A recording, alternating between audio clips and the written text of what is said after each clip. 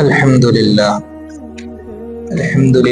نحمده ونستعينه ونستغفره ونؤمن به ونتوكل عليه ونعوذ بالله من شرور أنفسنا ومن سيئات أعمالنا من يهده الله فلا مضل له ومن يضلله فلا هادي له ونشهد أن لا إله إلا الله وحده لا شريك له ونشهد أن سيدنا وسندنا ومولانا محمدا عبده ورسوله أما بعد فقد قال الله تبارك وتعالى في القرآن المجيد والفرقان الحميد أعوذ بالله من الشيطان الرجيم بسم الله الرحمن الرحيم وقال تعالى كنتم خير أمة أخرجت للناس تأمرون بالمعروف وتنهون عن المنكر وقال تعالى وَلْتَكُنْ مِنْكُمْ أُمَّةٌ يَدْعُونَ إِلَى الْخَيْرِ وَيَأْمُرُونَ بِالْمَعْرُوفِ وَيَنْهَوْنَ عَنِ الْمُنْكَرِ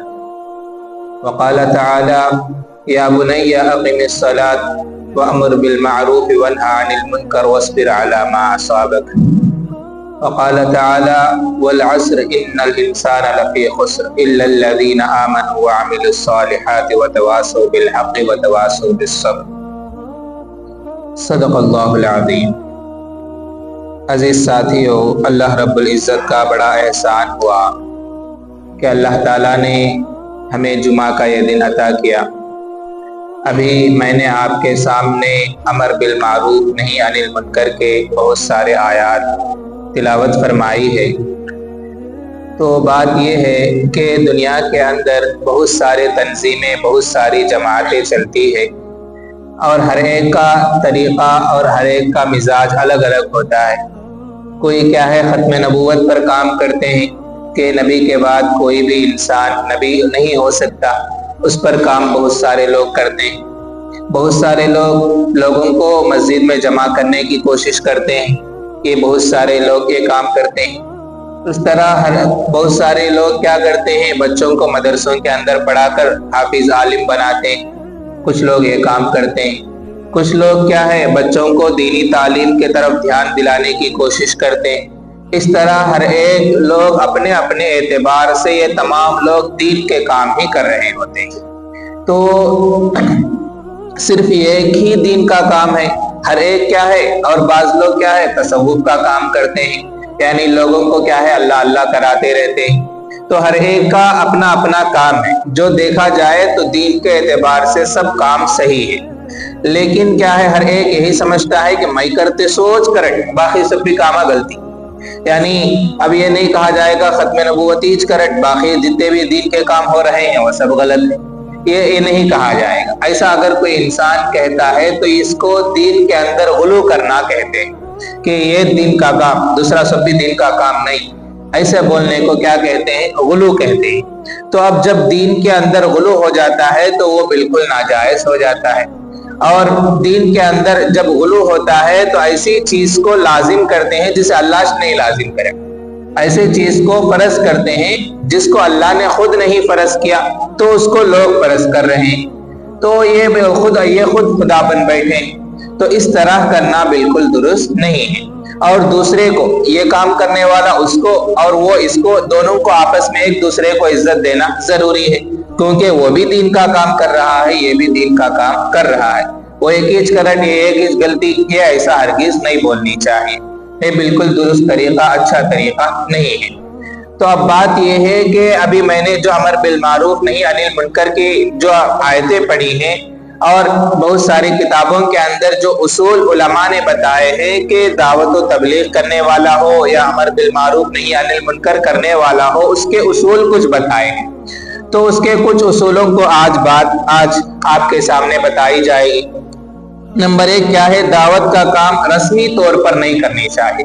رسمی طور پر کیا گیسٹ کرنا، گیسٹ کر ڈالے، صبح میں تعلیم میں بیٹھنا، بیٹھ گئے، صبح میں مشورہ کرنا، کر ڈالے، لوگوں کو جا کو بلانا، بلا ڈالے، ایسا نہیں ہونی چاہیے، بلکہ ایک رسم چلتا ہے، وہ چلنا ہے، اب چلنے کے واسطے، وہ باقی رہنے کے واسطے رسمی طور پر وہ کام نہیں کرنی چاہیے، بلکہ اس کو فکر کے ساتھ، اس کو اپنے دل کے اندر اس کی تڑپ لے کر وہ کام کریں گے تو جب جا کر وہ اثر رہے گا۔ الیاس جی رحمت اللہ علیہ نے جو کڑھن اور جو درد انہوں نے محسوس کیا اس کو لوگوں تک پہنچانے کی انہوں نے کوشش کی ہے، تو اس کی برکت سے آج بہت سارے لوگوں کے گھروں میں دین آیا ہے۔ تو کیا ہے، اب وہی دین ہمیں اپنے نیکسٹ جنریشن کو دے کر جانا ہے، وہی فکر ہمیں نیکسٹ جنریشن کو لے کر جانا ہے۔ یہ فکر کب ہوگی؟ جب دل کے اندر یہ بات ہوگی تو جب جا کر نیکسٹ جنریشن تک یہ بات پہنچے گی، لیکن ہمارے اندر بس رسمی طور پر ہم کام کرتے رہیں گے تو اس کا کچھ اثر لوگوں کے اوپر نہیں ہوگا۔ دوسرا کیا ہے، کمپٹیشن میں نہیں ہونا، یعنی انہوں اتنے جماعتیں نکالے تو ہمیں اتنے جماعتیں نکالنا، انہوں اتنے لوگوں کو جماعت میں لے گئے تو ہمیں اتنے لوگوں کو لے جانا، ایسا کمپٹیشن میں نہیں کرنی چاہیے، بلکہ صحیح راستہ اللہ تعالیٰ اس کے ذریعے ہدایت دے، اس ارادے سے رسمی طور پر کام کرے بغیر اچھے ارادے سے کام کرنی چاہیے۔ نمبر 2، اس میں کیا ہے، علماء کی توہین نہیں کرنی چاہیے۔ جب انسان علماء کی توہین کرتا ہے تو اپنا بیڑا غرق کر لیتا ہے۔ جیسے بہت سارے علماء نے الگ الگ انداز میں اپنی اپنی رائے پیش کی ہے، تو ایک بہت بڑے اللہ والے فرماتے ہیں کہ جو انسان علماء کی توہین کرتا ہے کہ اس کے خاندان میں کبھی بھی کوئی انسان عالم نہیں بن سکتا۔ تو بعض لوگوں نے یہ کہا، بعض لوگوں نے، ابو الحسن ندوی رحمت اللہ علیہ نے فرمایا، علی میاں ندوی رحمت اللہ علیہ نے فرمایا کہ جو انسان علماء کی توہین کرتا ہے جا کر اس کی قبر کو کھول کر دیکھ لو کہ اس کا چہرہ قبلے سے ہٹا ہوا ہوگا۔ تو بعض علماء نے یہ فرمایا۔ اس طرح علماء نے، بہت سارے علماء نے، جو انسان علماء کی توہین کرتا ہے تو اس کے بارے میں بہت سخت الفاظ پر بتائے ہیں۔ تو اس لیے ہمیں علماء کی توہین نہیں کرنی چاہیے، اور ان کی شان میں غیبت کرنا اور ان کے بارے میں الٹی سیدھی باتیں کرنا یہ بھی ہمارے آخرت کو برباد کر سکتی ہے۔ تو اس لیے ہمیں چاہیے کہ علماء کی توہین نہیں کرنی چاہیے۔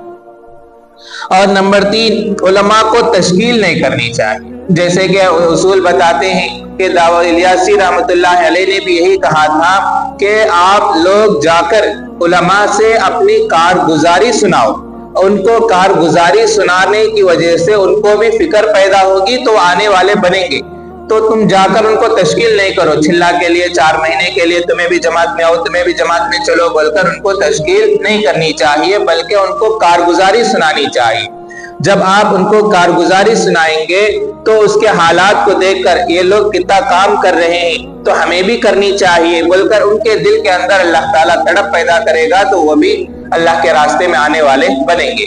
تو اس لیے علماء جو الیاسی رحمت اللہ علیہ نے اصول بنائے ہیں تو ان اصول میں ایک یہ بھی بتائی کہ علماء کی تشکیل نہ کرے بلکہ علماء کو جا کر کارگزاری سنانی چاہیے۔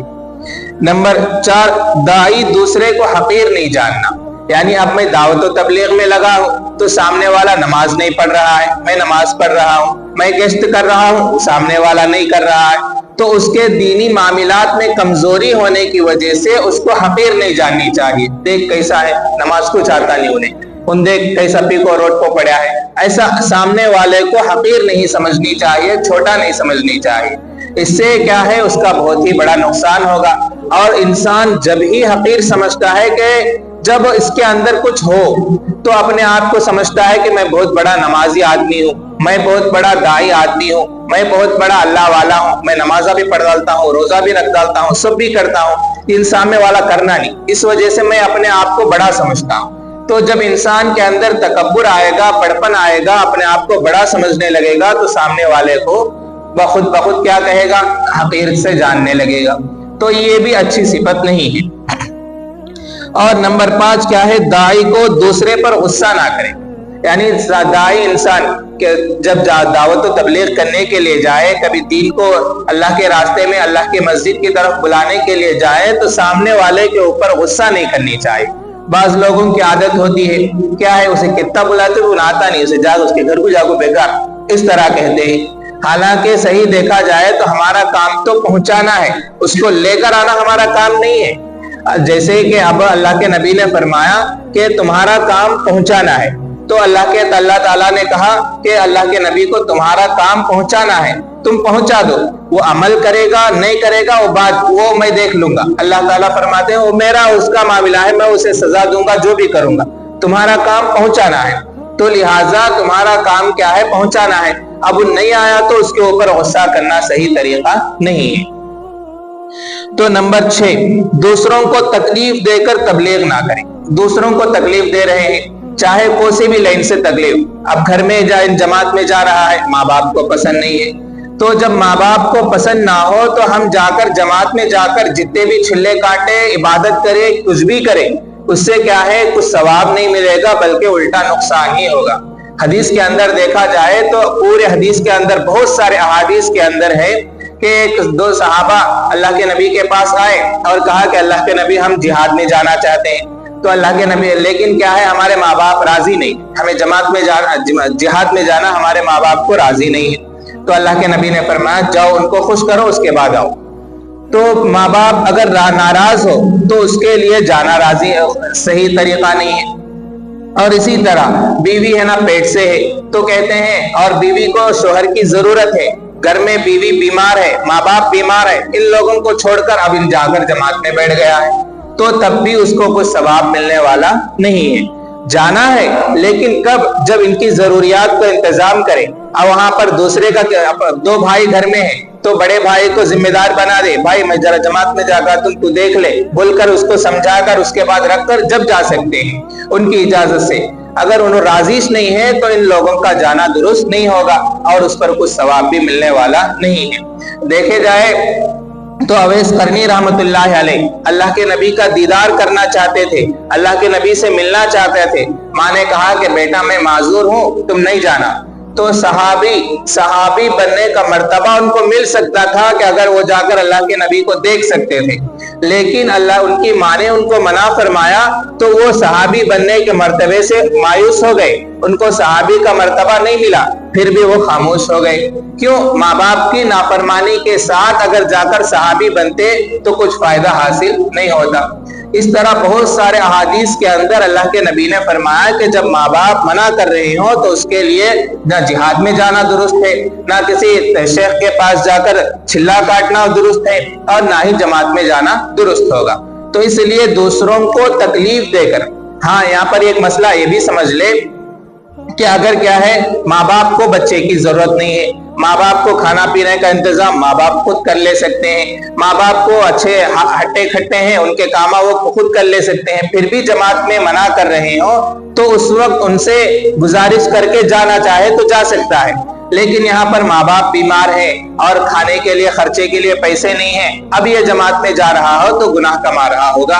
अगर माँ बाप अच्छे हो और उनका सब कुछ माँ बाप अपना खुद देख ले सकते हैं और माँ बाप को बच्चे की जरूरत नहीं है, पैसे की जरूरत नहीं है, जब वो मना करते हो तो तब जाना चाहे तो उनके राजी के बगैर भी जब जा सकता है।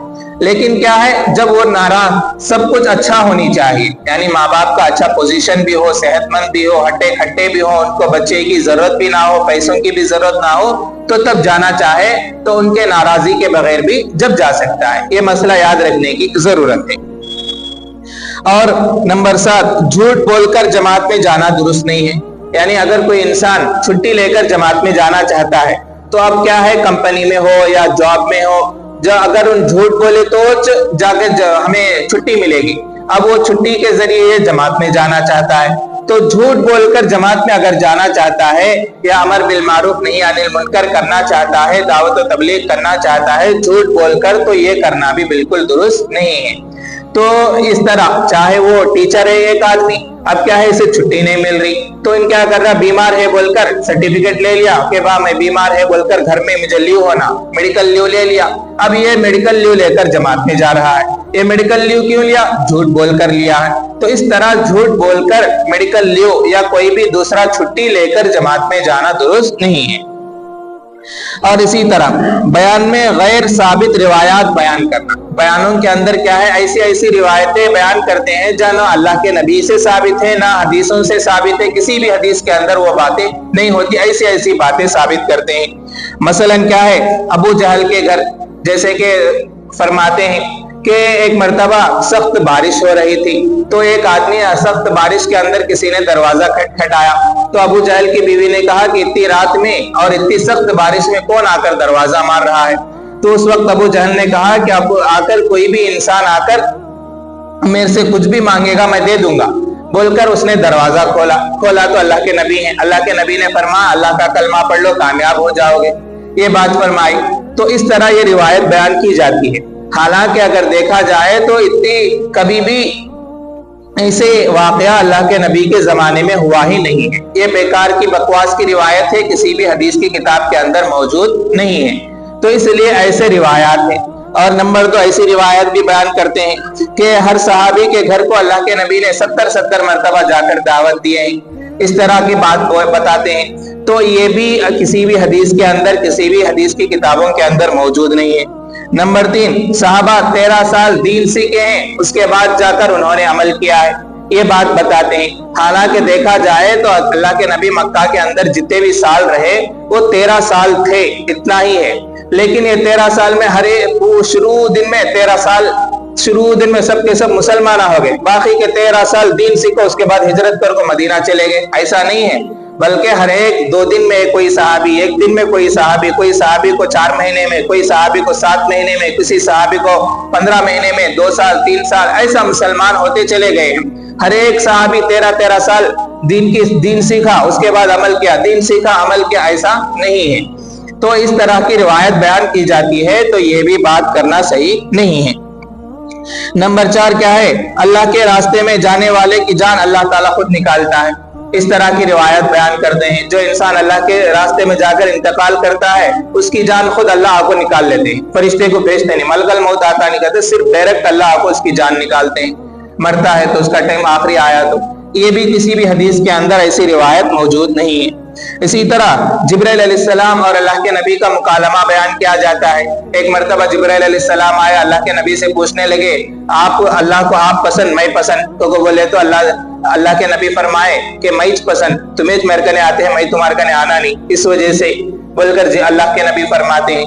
اس کے بعد قرآن پسند، تمہیں پسند؟ تو اللہ تعالیٰ نے، اللہ کے نبی نے فرمایا میں پسند، قرآن میرے اوپر اترا، میں قرآن کے اوپر نہیں۔ اس طرح کی روایت بیان کی جاتی ہے۔ اس کے اندر کہا جاتا ہے کہ اللہ کو دین پسند، تمہیں پسند کو بولتے ہیں۔ تو اس طرح کی روایات اللہ کے نبی فرماتے ہیں کہ دین ہی اللہ کو پسند، جس کے واسطے انبیاء کا مٹنا پسند کیا اور نبیوں کا مار کھانا پسند کیا، لیکن اللہ تعالیٰ کو دین مٹنا پسند نہیں کیا، اس طرح کی روایت بیان کرتے ہیں۔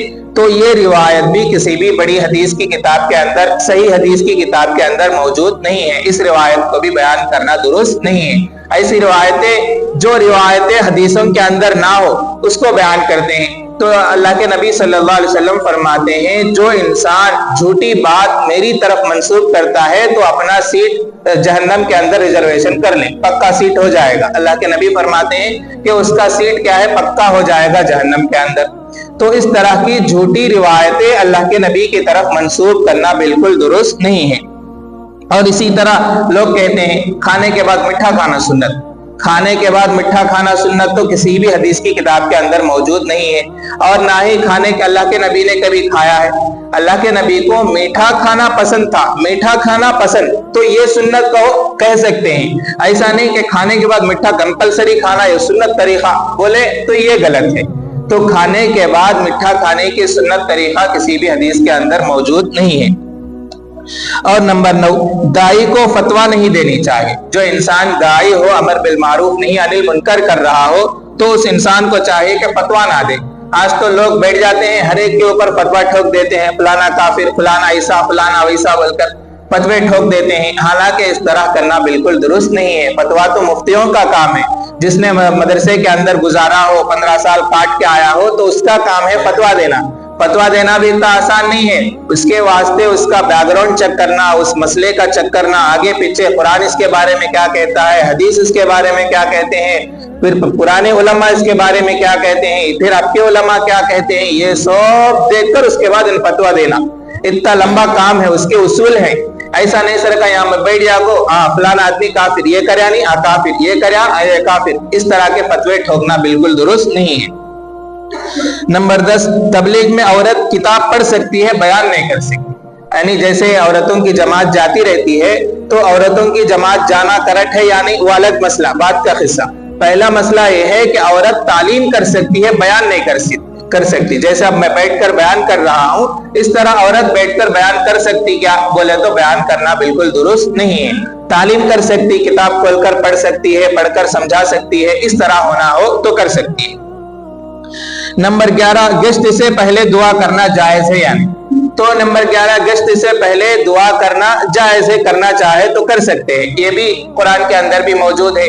मूसा अलैहिस्सलाम, जब अल्लाह ताला ने कहा मूसा जाको फिरौन को दावत देकर आओ, तो मूसा अलैहिस्सलाम ने अल्लाह ताला से दुआ की, रब्बि इश्रह ली सदरी व यस्सिर ली अमरी वहलुल उक़दतम मिन लिसानी यफ़क़हू क़ौली, उन्होंने दुआ की।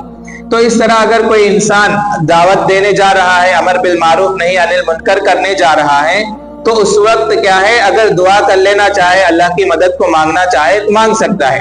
अब यहाँ पर क्या है, अगर कोई इंसान उसको लाजिम कर देता है, पक्का करना दुआ करे नहीं तो असल गेस्टी होता नहीं, दुआ करे नहीं तो दावती होता नहीं, दुआ करे नहीं तो अमर बिल मारूफ होताश नहीं, इस तरह लाजिम कर डालता है तो वो बिदात बन जाता है, वो सही तरीका नहीं है।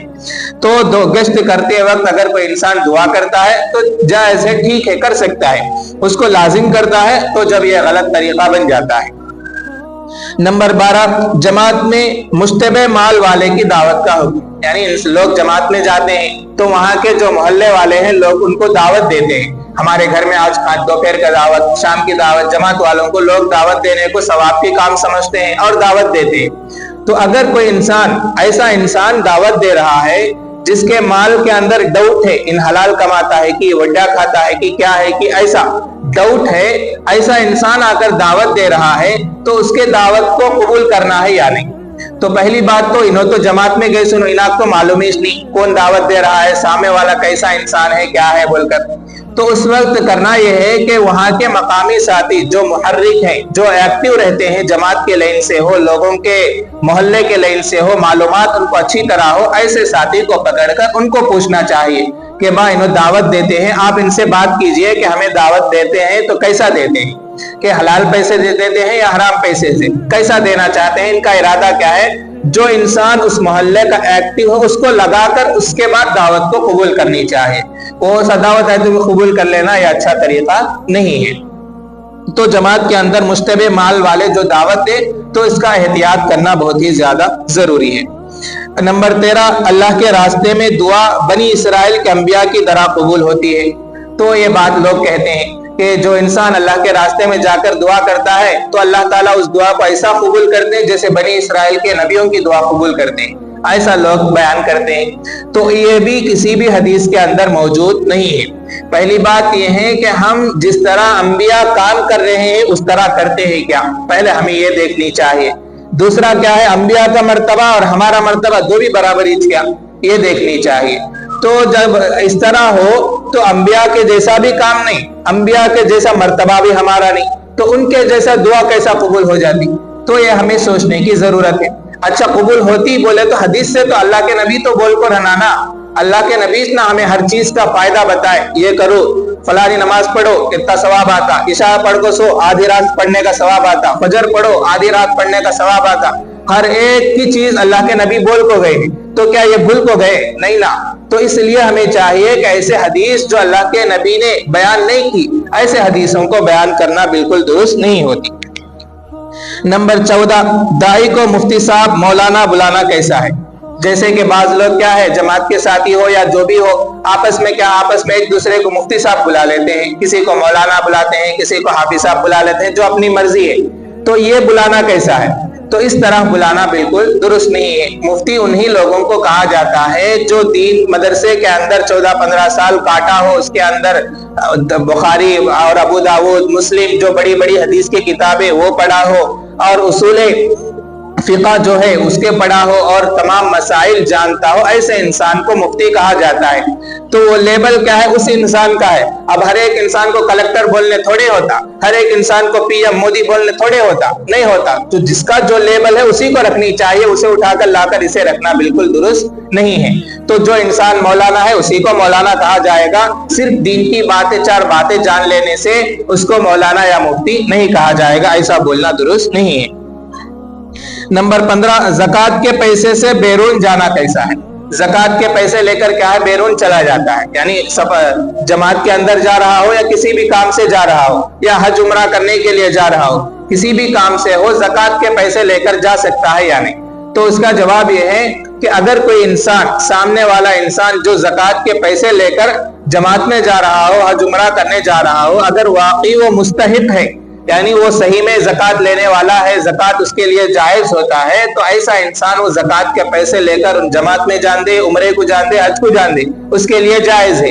अगर वो मुस्तहिक नहीं है, सिर्फ जमात में जाने के लिए झूठ बोलकर लेता है या हज उम्रा करने के लिए झूठ बोलकर लेता है, तो ऐसा लेना दुरुस्त नहीं है। ऐसे पैसे लेकर जमात में जाना या दूसरी जगह जाना दुरुस्त नहीं होगा। नंबर 16, तकलीफ का अंदेशा हो तो दाई रुक सकता है या नहीं। अगर किसी इंसान को दावत दे, किसी इंसान को जाकर पैगाम पहुंचाए, नमाज की तरफ बुलाए, दीन की तरफ बुलाए, तो सामने वाला इंसान उसे नुकसान पहुंचाने का अंदेशा हो, तो उस वक्त दाई क्या है, रुक सकता है, जाकर उसे दावत देने से अपने आप को रोक सकता है। नंबर 17, दिल में मोहब्बत इलाही का पैदा करना, यानी इंसान को चाहिए कि जो इंसान अमर बिल मारूफ नहीं अनिल मुनकर करता हो, उसको अल्लाह की मोहब्बत उसके दिल में पहले होना जरूरी है। जब अल्लाह की मोहब्बत होगी तो लोगों को अल्लाह की तरफ बुलाएगा। उसके अंदर ही अल्लाह की मोहब्बत नहीं तो दूसरों को क्या बुलाएगा। तो इसलिए दाई को अपने अंदर अल्लाह की मोहब्बत को पैदा करना, अल्लाह का खौफ पैदा करना, ये भी जरूरी है।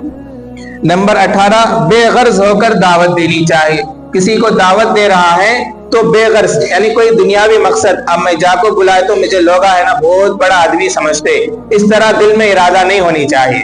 या मैं जाकर लोगों को बुलाऊंगा तो लोग मेरा बहुत ही ज्यादा रेस्पेक्ट करेंगे, इज्जत देंगे और मुझे बहुत बड़ा अल्लाह वाला समझेंगे, मुझे बहुत बड़ा दाई समझेंगे, इस इरादे से नहीं होनी चाहिए।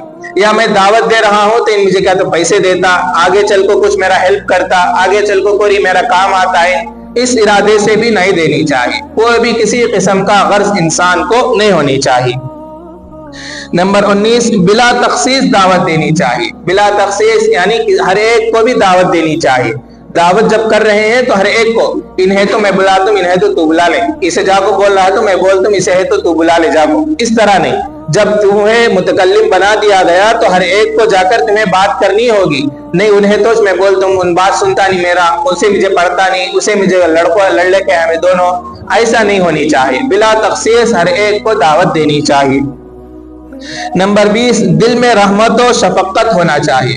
दाई को क्या है, दिल के अंदर रहमत, सामने वाले के ऊपर रहम आनी चाहिए। देख नमाजी पढ़ता नहीं है ना, इसे हमें नमाज की तरफ बुला को लाना, बोलकर सामने वाले के ऊपर हमें रहम आनी चाहिए, उसके बारे में हमें मोहब्बत पैदा होनी चाहिए। अल्लाह की मखलूक पर हमें रहम करने का मादा हमारे अंदर होनी चाहिए। अगर हमारे अंदर अल्लाह के मखलूक पर रहम करने का मादा नहीं होगा तो हमारे सामने वाले पर कुछ भी असर नहीं होगा। तो नंबर 20 क्या है, दिल में रहमत और शफकत होनी चाहिए। नंबर 21, तहज्जुद में अल्लाह से दुआ मांगनी चाहिए। जैसे कि उसूल दावत और तबलीग के अंदर भी यही मौजूद है कि हमें किसी को दावत देकर आए तो लोग जब मशवरा करते हैं यही बात कहा जाता है, दावत देना हमारा काम, मस्जिद को आको अल्लाह से मांगना, हमें दुआ करे तो अल्लाह ताला उसके लिए कबूल करेगा, इस तरह उसूल बताते हैं। तो हमें तहज्जुद के वक्त उठकर सामने वाला जिसको हम दावत देकर आए हैं, जिसको हमने बताकर आए हैं, उस इंसान के लिए दुआ करना जरूरी है। लेकिन आजकल लोग क्या करते हैं, सुन्नता पढ़ना मुश्किल हो गया है, सुन्नती लोग नहीं पढ़ रहे हैं, और कहते हैं कि हम अल्लाह नबियों वाला काम कर रहे हैं। नबियों वाला काम करें तो नबियों वाला तरीके के सुन्नत तो पढ़नी चाहिए, लेकिन हम लोग सुन्नतों को पसे पुष्ट डाल देते हैं, सुन्नतों को छोड़ देते हैं। और जैसे कि किताबों के अंदर लिखा है कि जो इंसान सुन्नत को छोड़ने की आदत डाल लेता है तो उसको कबीरा गुनाहों में से होता है, उसको बड़ा गुनाह होता है, कबीरा गुनाह होता है। तो इसलिए सुन्नत छोड़ने की आदत इंसान को नहीं डालनी चाहिए।